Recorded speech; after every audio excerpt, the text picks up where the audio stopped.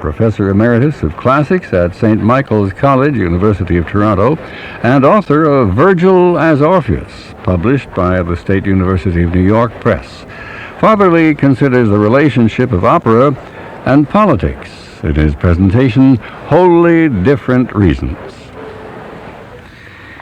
In the opening scene of Luchino Visconti's film, Senso, a tenor is singing Di Quella Pira in a performance of Verdi's Il Trovatore at the Teatro Fenice in Venice in 1866. The audience is a colorful mixture of full-dress Austrian soldiers in the best seats and Italians of all ranks and stations distributed by social standing throughout the house. In the galleries, tricolor leaflets are being passed around.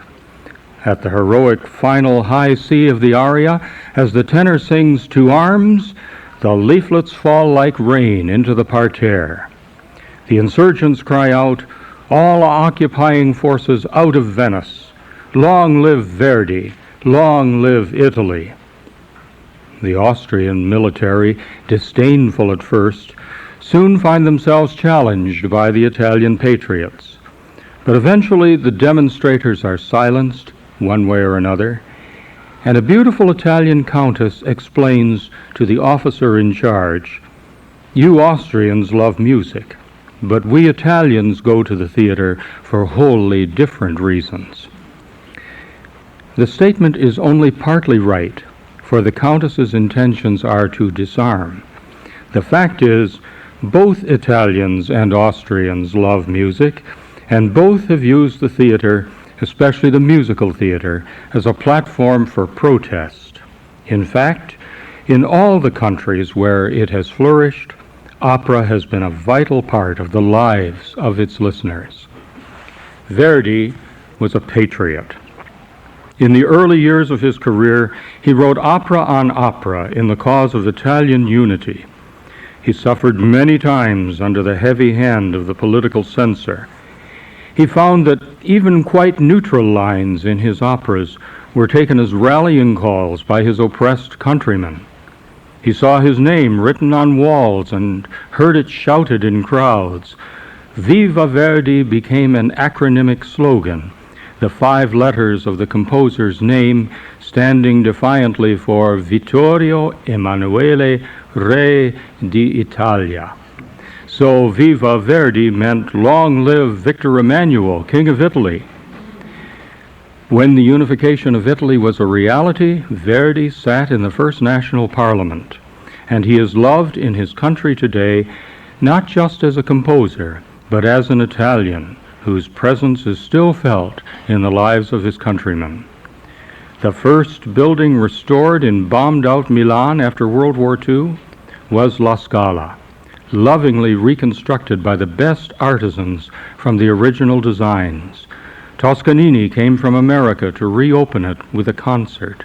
There was no money yet for a staged performance, and the music was by Verdi. But in Austria, the story is not much different. Opera, preeminently Mozart's Magic Flute and Beethoven's Fidelio, speaks to and for the people as much as Verdi's works have done in his country. After the war, the Viennese restored their opera house with contributions from all over the city, from streetcar conductors and soccer players, before they rebuilt their churches, schools, and even hospitals. That is because, Joseph Wexberg declared in his book, The Opera, the Staatsoper is a national symbol, a spiritual concept, the sum total of Austria's arts, ideas, and traditions. It was always considered a necessity, never a luxury. When the Soviets advanced on the city in 1945, the Vienna Philharmonic played as usual. The sound of the fighting could be heard in the theater, but the listeners thought it more important to listen to music than to give way to panic. In Germany, I have been able, while writing and teaching, to visit close to 70 opera houses, all of them at least partially, and some of them completely destroyed during the war and since rebuilt. Berlin was once the proud capital of the operatic world, where on a given night people had the choice of hearing either Wilhelm Furtwängler or Bruno Walter conduct, and the casts were legendary. Today, in a Berlin that bids fair to become the capital of a new Europe, there are 3 major operatic centers performing 10 or more months in the year. But dozens of other cities in Germany offer seasons of comparable length and quality. I remember the house in Dusseldorf offering in a single season more than 60 operas, 10 by Wagner, 5 by Janáček, a full 23 from the 20th century, plus additional performances of ballet and Broadway musicals. There is, of course, no question that German opera, too, has served political purposes. When the Nazis laid claim to Wagner's heritage, largely misunderstood and misapplied, Hitler made his headquarters in Hans Sachs's house in Nuremberg and held his rallies on the banks of the Pegnitz there because he wanted to style himself the fulfillment of holy German art, as hymned in the last act of Die Meistersinger.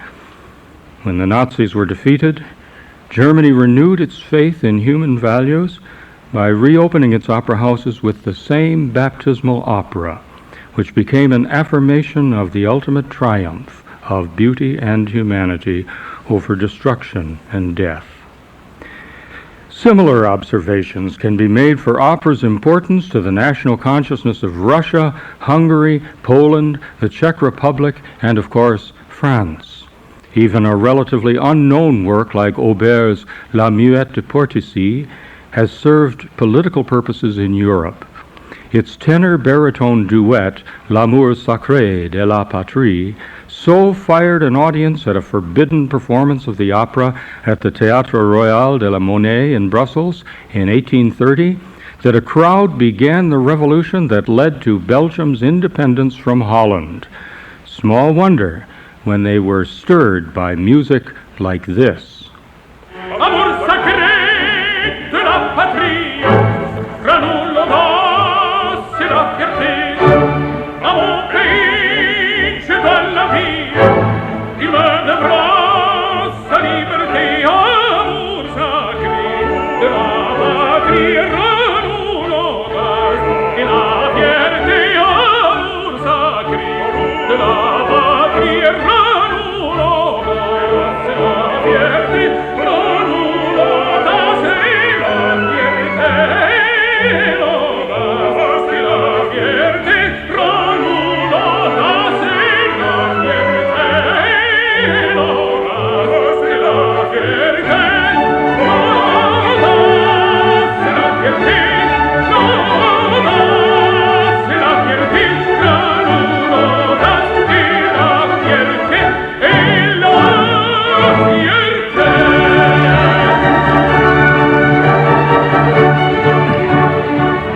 You've just heard a Spaniard, Alfredo Kraus, and a Frenchman, Jean-Philippe Lafont, conducted by an American, Thomas Fulton, singing in Monaco a duet in praise of liberty composed out of a political situation in Italy that had repercussions in Belgium and Holland, and later when revolutionary students took it up as an anthem in Germany. Opera, in short, has always reflected and influenced the political consciousness of nations. This afternoon's opera, from a 19th century often inflamed by revolutionary causes, is a case in point. Its librettist, Antonio Somma, was under police surveillance for his participation in those uprisings against the Austrians in Venice. Its subject, the assassination of King Gustav III of Sweden at a masked ball in 1792, had already been treated by the very Daniel Francois Aubert, whose music we have just played. Its hero is a young king who lives life dangerously close to the edge, but in the end shows his love for his people and his country in an act of sublime forgiveness. Nationalistic 19th century works still form the core of the operatic repertory. But in earlier centuries, too, opera reflected political concerns. Those hundreds of mythological opere serie written in Baroque and Rococo eras were performed in praise of the sometimes non-existent benevolence of Europe's royalty and aristocracy. Mozart marks the reaction against this. Last week on these broadcasts we heard his Nozze di Figaro. The Beaumarchais play on which it is based was called by Napoleon himself the first shot fired in the French Revolution. Mozart and his librettist Da Ponte had to soften some of the play's political import in order to get their operatic version performed in Imperial Austria. But their Figaro nonetheless reflected the social concerns of its day, and it remains a brilliant attack on the abuse of power. There is, of course, a great deal more to Figaro and Die Meistersinger and Un Ballo in Maschera than the nationalistic and political aspects. Opera deals with important issues of all kinds, and great opera deals with the great issues profoundly. The Countess in Visconti's film spoke about wholly different reasons for going to the opera, not just love of the music, and not just nationalistic fervor. Operas are written, Andrew Porter once wrote in The New Yorker, to make articulate something more than words alone can say. Mozart's stage works, when they are not deconstructed for some of today's stranger tastes, are human comedies of remarkable range and depth. They have penetrating things to say about the ennobling power of love, about human relationships, and, as the end came for the composer, about the mysteries of life and death. Of the page in The Magic Flute, where Tamino hears the knight's voices answer his doubts and fears, Ingmar Bergman said, "Those 12 bars are to me the central part in all of Mozart's production, and also in the whole history of civilization." Of Verdi's more than political art, D'Annunzio said, "He nurtured us as nature's hand. He loved and wept for us all." Of Wagner's work, Thomas Mann said, in the face of the Nazis, that it was a mighty and manifold phenomenon of German and Western culture which will always act as the profoundest stimulus to art and knowledge. Art, knowledge, ideas, civilization, those are words we hear perhaps too little today in the opera houses where once shouts of liberty and justice were heard. And as we face the future, there are some who express doubts about traditional opera's ability to survive in a politically correct, or at least an increasingly multicultural world. Experiments with new kinds of opera have come and gone without changing the fact or the face of an art form that is overwhelmingly European, Western, Caucasian, Christian, 19th century, and heterosexual, composed and conducted almost exclusively by males, and, as the most expensive of the arts, to some extent, undemocratically dependent on privilege. Opera, it is said by some extremists, will not survive in the new century because, they say, its repertory is static, and even more because it is not concerned with and has nothing to say to the new emerging minorities, the underprivileged, the oppressed. I refuse to join that chorus of disapproval. For one thing, the music of the West has proven its worth in the East.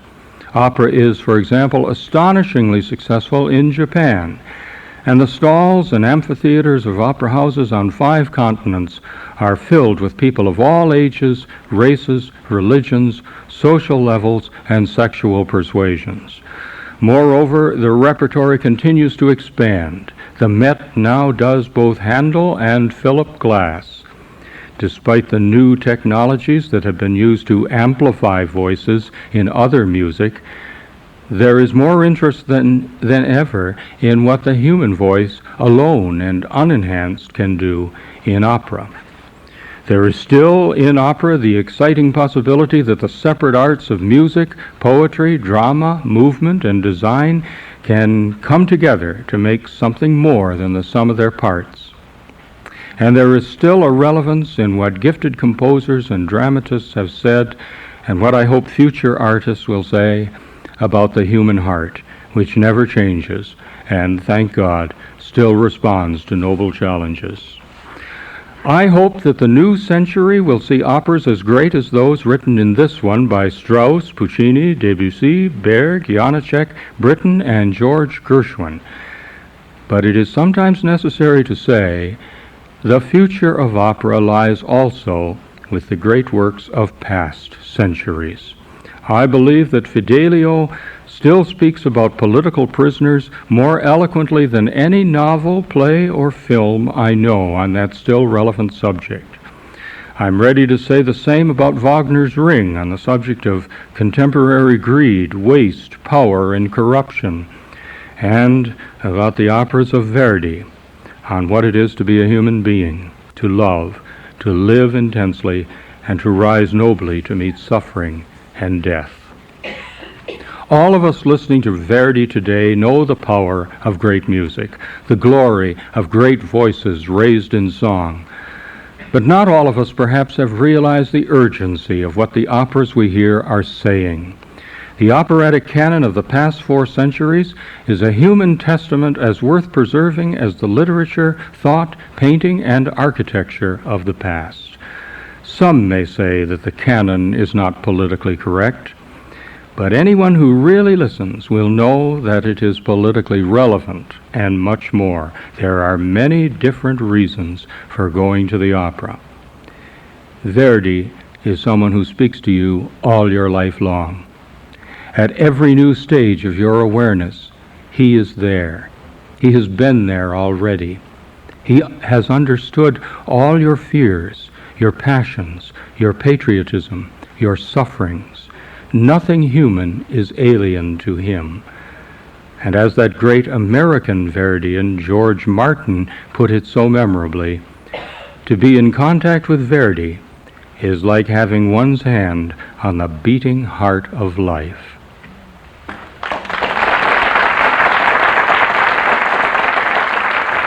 Father Lee's book, First Intermissions, a collection of his commentaries from 12 seasons of Texaco Met broadcasts, is published by Oxford University Press. During the next intermission, Stephen Blyer moderates an all-piano question edition of Texaco's Opera Quiz with panelists Will Crutchfield and Brian Ziegler. And now, a Met Moments Encore.